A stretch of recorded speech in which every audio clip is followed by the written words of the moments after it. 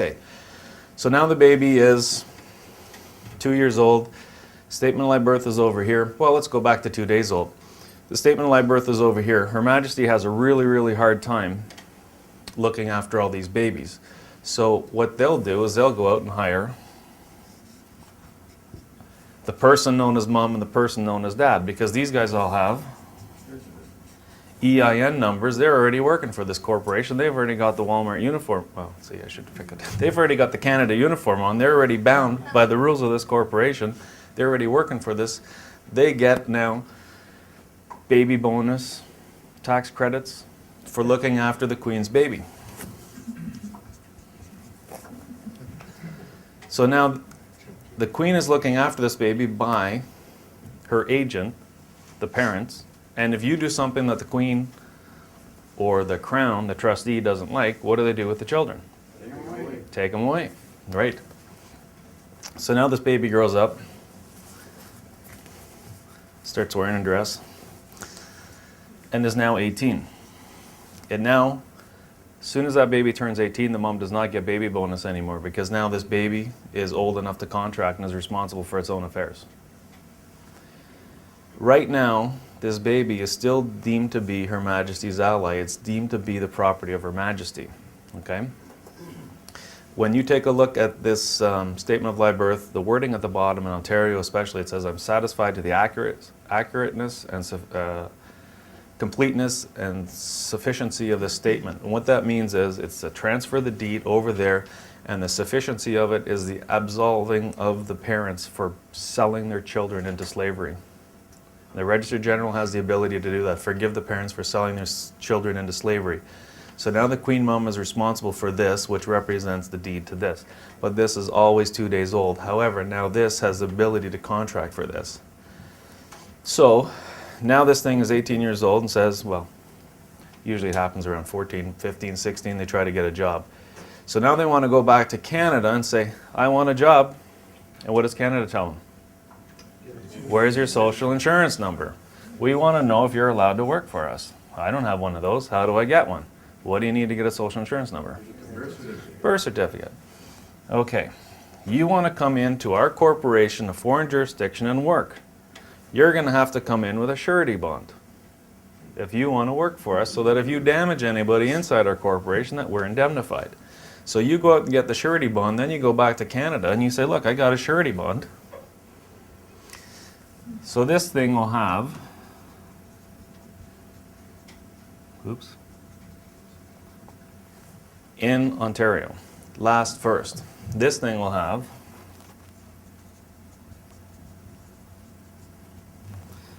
actually, it'll have nothing like that. This will have first name, last name, and it'll describe it all. This thing says name. It doesn't say first name, last name. It says name. That tells you that this is, very different than this. And this thing also says name, but it says, so you can tell that these are three different entities. How many people, when they get the birth certificates, it has like who they ship it to and then the birth certificate's underneath? And a lot of times you'll see that one name. So we're going to ship the last first birth certificate to first last. But they know it's the same, you think the same person, but they even describe it differently. But they always ship it to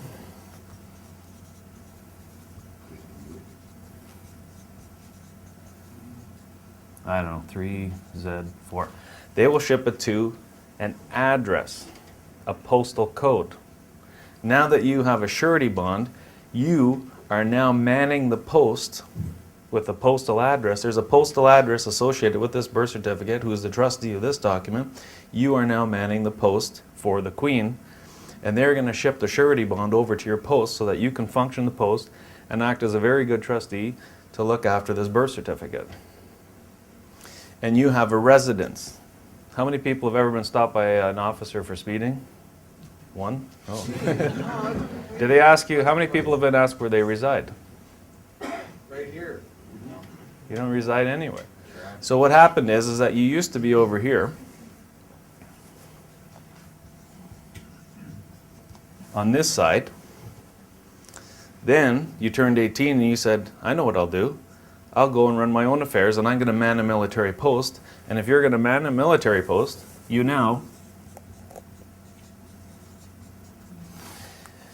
reside inside Canada, which is an enemy of Her Majesty. This, remember, is... Am I just getting this all messed up? This is over here under common law England. And the Queen has the responsibility to look after this. Mom quit when you were 18. You man this post now. And every time we write a bill of exchange, a check, get a mortgage, anything else, we sign.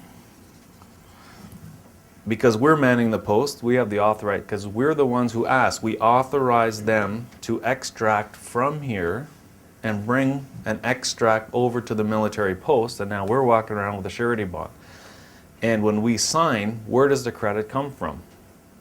It comes from your share of the Commonwealth. So what's happening is every time the authorized agent in the residence signs, the credit comes from here, well, through Canada.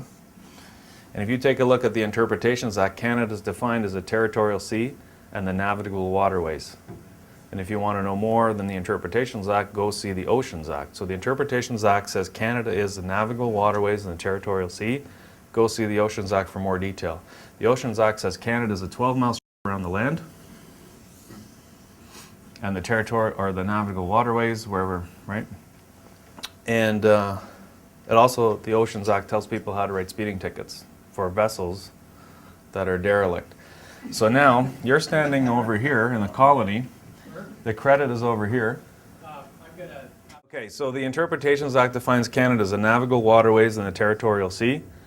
And it says Canada for greater certainty, and it even defines it very clearly.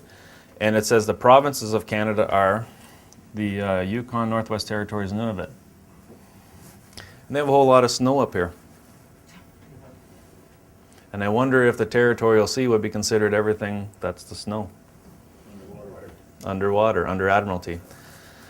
So now your military post is over here, and the Queen is trying to get, well, anyway, so whatever happens, you sign, the money comes from here into here, and you go through Canada to do it. And this is why there's a tax on everything. This is what, anyway, that's your part.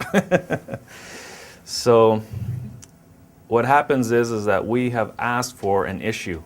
The Queen says, I'll take care of everybody. The Queen is a defender of the faith. And God said to everyone, well, okay, I'm going to throw in religion in here. But anyway, there's a whole lot of people that believe that God looks after everything, whoever that God might be to you.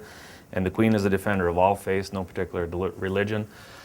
And what happened is that we say, no, we don't trust the Queen and we don't trust God, and we're going to go and do it ourselves. So now we have resided. We're against the Queen. And what happens is the military protects the treasury, and we're on the other side. The military is protecting this side, and we're on this side. We're against the military, and this is why we're an enemy of the state. And this is why I believe when you take this and send it back in here, the military is now there to protect you.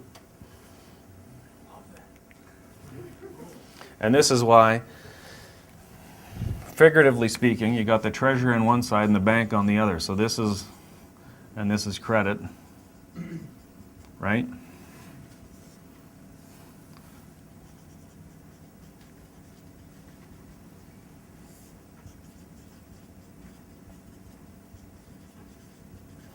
The military is there to protect the private side, the credit.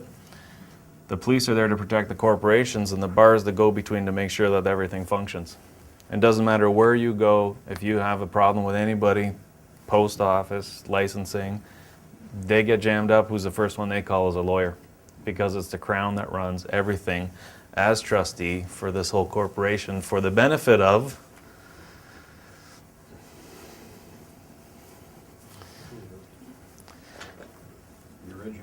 these 4 provinces were formed into the Dominion of Canada. The Dominion of Canada created 4 more provinces.